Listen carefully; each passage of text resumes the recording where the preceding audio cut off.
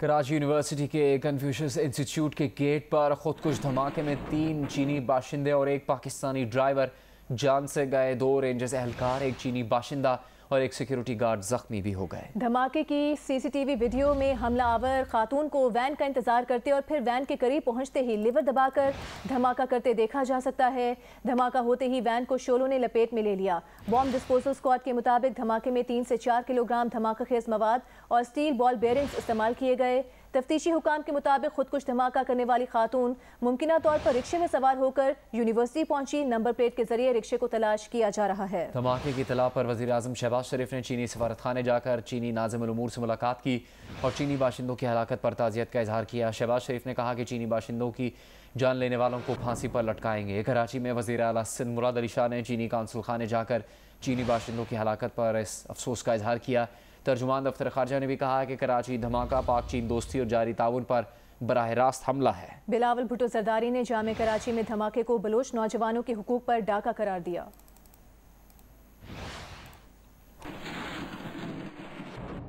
तहरीक इंसाफ के चेयरमैन इमरान खान ने जामे कराची में चीनी असासा पर खुदकुश हमले की शदीद मजम्मत की है। एक बयान में इमरान खान ने कहा कि हमला पाक चीन स्ट्रेटेजिक शराकत को नुकसान पहुँचाने के एजेंडा का हिस्सा है। हमें अपने वतन के दुश्मन के इस बैरूनी हिमायत याफ्ता एजेंडा को हर सूरत खाक में मिलाना है।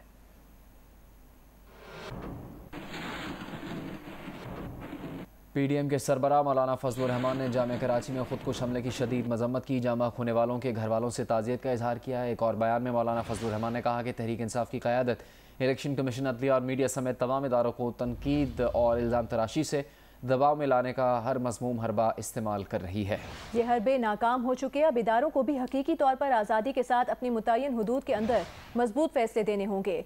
फॉरेन फंडिंग केस इस सिलसिले का पहला टेस्ट केस होगा।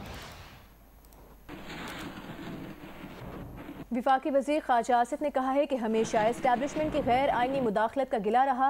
इसी तरह अदलिया से आइन की तहफ़्फ़ुज़ न करने की भी शिकायत रही। मौजूदा सूरत हाल में खुदा न खास्ता मार्शल लॉ लग जाता तो रिवायात के ऐन मुताबिक था। उन्होंने कहा कि आज एस्टैब्लिशमेंट और अदलिया अपना आइनी किरदार अदा कर रहे हैं तो इमरान खान और हमारी गालियों पर क्यों उतर आए हैं।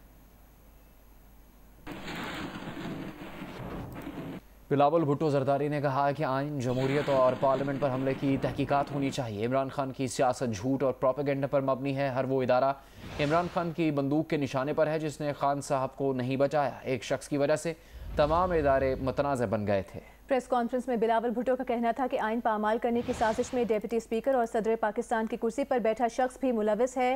ये नहीं हो सकता कि आइन तोड़ा जाए और उसकी कोई सजा न हो।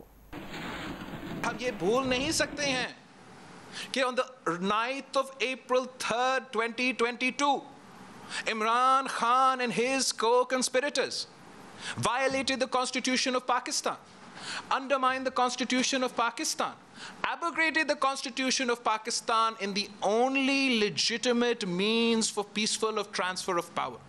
हम समझते हैं इस कंस्पिरेसी में जो डिप्टी स्पीकर की कुर्सी पे बैठा था, जो सदर पाकिस्तान मौजूद है और जो साबिक वजीर आज़म है, वो इस कंस्पिरेसी में मुलव्विस है। और हम पार्लियामान से एक्सपेक्ट करेंगे, हम स्पीकर साहब से दरख्वास्त करेंगे, हम अपना इत्तेहादियों से दरख्वास्त करेंगे कि ये नहीं हो सकता कि मुल्क और कौम के सामने आइन टूटा, आइन शिकनी हो और उसको हम कॉल आउट ना करें। और खान साहब का जो कोशिश था कि सारे इदारे को अपना टाइगर फोर्स में तब्दील किया जाए, उसका वो कोशिश शुक्र अल्हम्दुलिल्लाह नाकाम हो चुका है। तर्जुमान ANP जाहिद खान का कहना है कि PTI का अपने ही लगाए चीफ इलेक्शन कमिश्नर के खिलाफ एहतजाज मज़ाक़खेज़ है। फॉरेन फंडिंग केस में चोरी, झूठ और ममनुआ फंडिंग के सबूत मिल चुके हैं। PTI अब एक आइनी इदारे पर दबाव डाल रही है। ये साजिश नहीं चलेगी। पीपल्स पार्टी की CEC ने बिलावल भुट्टो के वज़ीर ख़ारजा बनने की मंजूरी दे दी है। बिलावल भुट्टो जरदारी कल दिन 2:30 बजे वज़ीर ख़ारजा का हल्फ उठाएंगे। बिलावल भुट्टो ने प्रेस कॉन्फ्रेंस में कहा कि वो कल बतौर वज़ीर ख़ारजा हल्फ उठाएंगे।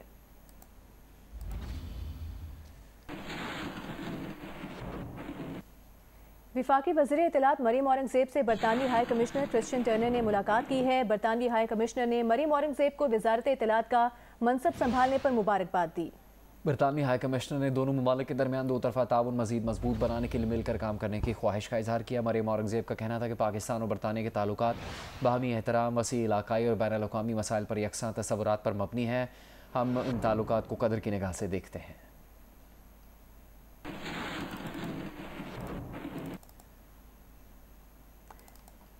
कराची यूनिवर्सिटी में खुदकुश हमला करने वाली खातून कौन थी? केस से ताल्लुक़ रखने वाली खुदकुश बमबार कराची क्यों आई थी? अहले खाना से आखिरी बार कब और क्यों बात हुई? अहम तफसीलात देखिए रात 10 बजे प्रोग्राम आज शाहजेब खानजादा के साथ में।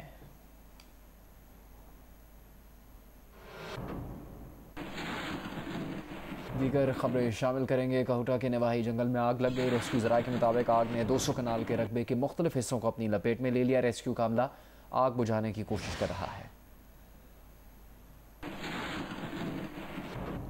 अब से कुछ देर बाद मुस्लिम लीग नून की नायब सदर मरियम नवाज लाहौर के हल्का NA 128 पहुंचेंगी। मनाजर आप देख सकते हैं और यहाँ पर मौजूद कारकुनों से वो खिताब करेंगी। ये मुस्लिम लीग नून के शेख रोहेल असगर का हल्का है।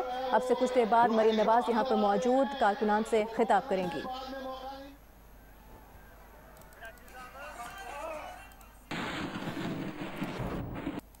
MQM पाकिस्तान के कन्वीनर खालिद मकबूल सिद्दीकी ने कहा है कि लाडली PTI के तमाम इंतजाम फराहम किए गए थे, लेकिन ख़राब कारकर्दगी के बायस वो प्रोजेक्ट बंद हो गया। गुलशन इकबाल कराची में दावत इफ्तार से खिताब करते हुए उनका कहना था कि PTI को ज़बरदस्ती कराची से 14 नशस्तें जितवाई गई थीं।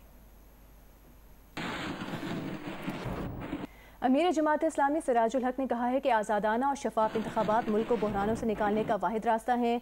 PTI ने 4 साल में इंतखाबी इस्लाहात नहीं कराई। नई हुकूमत भी साबिका हुकूमत की डगर पर चल रही है। मुख्तलिफ इल्ज़ामात में मतलूब शख्सियात हुकूमत और काबीना में शामिल हैं।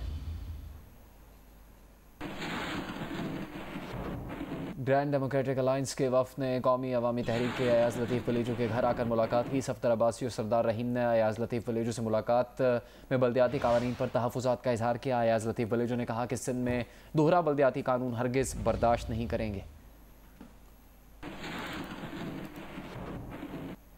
यूटिलिटी स्टोर्स पर चीनी के 70 रुपये किलो में और आटे के 10 किलो के थैले की 400 रुपये में फ़रोख्त शुरू हो गई है। इस्लामाबाद की ओपन मार्केट में चीनी की फी किलो कीमत 85 रुपए से 90 रुपए फी किलो और आटे का 20 किलो का थैला 1150 रुपए में बिक रहा है, जबकि यूटिलिटी स्टोर्स पर चीनी की कीमत ओपन मार्केट की निस्बत 20 रुपए और आटे का 20 किलोग्राम का थैला 350 रुपए सस्ता मिल रहा है। तकरीबन चीनी 90 रुपए मिल रही है, यहाँ पे 70 रुपए मिल रही है। इसी तरह आटा बाहर महंगा है, यहाँ पे ठीक मिल रहा है। ये सहूलत तो है। चीज़ें तो मिल रही हैं, लेकिन ये जो इर्द गिर्द काफ़ी स्टोर है वहाँ से चीज़ें नहीं मिल रही। अगर वहाँ से चीज़ें मिल जाएं तो रश कम हो जाएगी। यूटिलिटी स्टोर पर सबसे ज्यादा सब्सिडी घी पर दी जा रही है। फी किलो कीमत 260 रुपए है। 5 किलो के साथ आपको 1000-1200 रुपए की और भी खरीदारी करनी पड़ेगी, तब देंगे। वैसे ये खाली घी नहीं दे रहे वो। अभी तक तो मुझे कुछ नहीं मिला था कहीं से भी। 5 स्टोर पिंडी साइड में मैंने ढूंढा, मुझे कोई चीज़ नहीं मिली, लेकिन मुझे पता चला यहाँ से कुछ मिल रहा है, तो मैं अभी लाइन में खड़ा हूँ। मैडम कोई आधा घंटा हो या लाइन में खड़ा हूँ, ताकि वो चीज़ें हमें पैकेज में मिल जाए। ऐलान किया गया था 5 किलो फी गिराने को, लेकिन ये 5 किलो तभी देंगे जब ये 1500 खरीदारी और भी साथ करेंगे। अभी देखें जो भी बाहर आएगा वो खरीदारी करके आएगा। अभी घर में और किसी चीज़ की ज़रूरत नहीं पड़ेगी, अब घी की ज़रूरत है तो घी वैसे देते नहीं। शहरियों का कहना है कि वफाकी दारुल हुकूमत इस्लामाबाद के शहरी इलाकों में सब्सिडी वाली अशिया दस्तयाब हैं, ताहम बाज़ दई इलाकों में यूटिलिटी स्टोर्स पर घी दस्तयाब नहीं। कैमरामैन इरफान हाशमी के साथ आमना आमिर, जियो न्यूज़, इस्लामाबाद।